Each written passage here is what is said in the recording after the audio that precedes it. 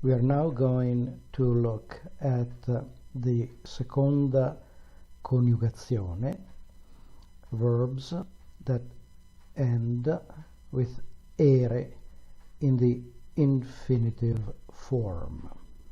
We saw the prima coniugazione that groups verbs that end with are, verbs such as camminare, pensare, parlare, abitare, giocare, andare. We can see that the stress on every single one of these verbs falls on the penultimate syllable, or more precisely, it falls on the letter, the vowel, of the suffix are. And it is true for all are verbs. And now we're going back to ere.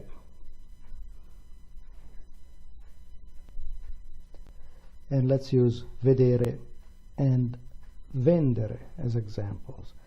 You can see immediately that vedere and vendere have the stress in different locations. Vedere, the stress is on the penultimate syllable, which is what you would expect.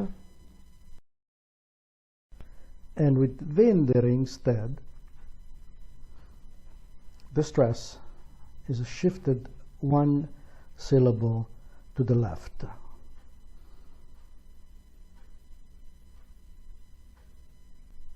This only happens with verbs of the second conjugation.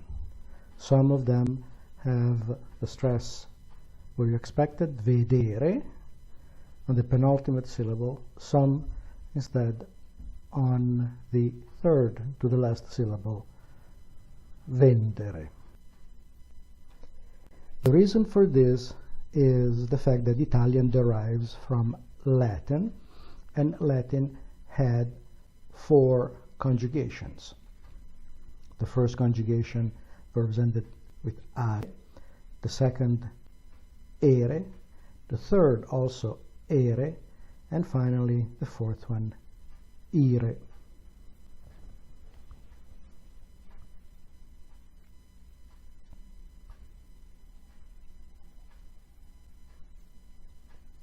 The second conjugation, the letter of the ending of the suffix, was a long a. The third conjugation instead had a short a, which could not take, by phonetic rules, the stress of the word. The long a is represented with a bar on top, and the short a with a semicircle. Let's look now at examples of Latin verbs for each conjugation. For the first one, are, amare, which is identical to Italian amare. For the second one, with the long a, monere, which means to admonish. For the third, leggere, which means leggere, spelled with double G in Italian. And finally, for the fourth conjugation, the verb audire, which means to hear, and with ending ire. You can see that the stress with amare falls on the penultimate syllable. With monere, same thing, penultimate syllable. With leggere is on the third to the last, and audire, again, penultimate syllable. The second and the third conjugation in Italian fused into one conjugation only. As far as the strict conjugation of the verb, it doesn't make a difference whether the stress is like vedere or vendere. The forms are all the same. Finally, let's conjugate vedere. Here we have the subject pronouns, io, tu, lui, or lei, noi, voi, loro. We split the verb into the two parts, the root or stem and the ending. We copy the stem because we know that it doesn't change. It stays the same throughout the conjugation. And now we add the suffix, the endings for the different persons. Io vedo, tu vedi, lei o lui vede, noi vediamo, voi vedete, loro vedono.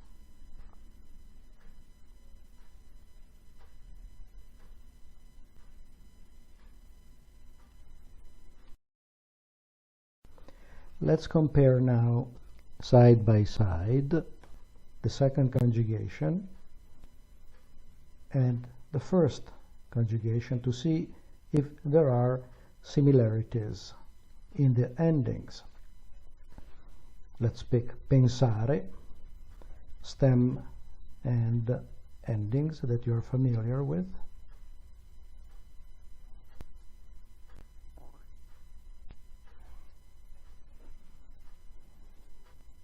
Io penso, tu pensi, lei pensa, noi pensiamo, voi pensate e loro pensano. We see immediately that io has identical endings. Io penso, io vedo. Also tu and noi. The endings are the same.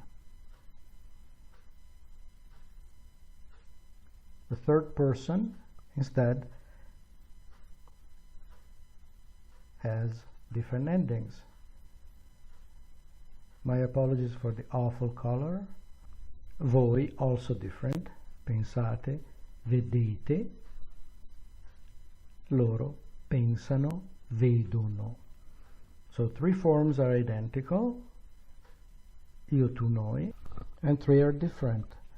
Lui, voi, loro.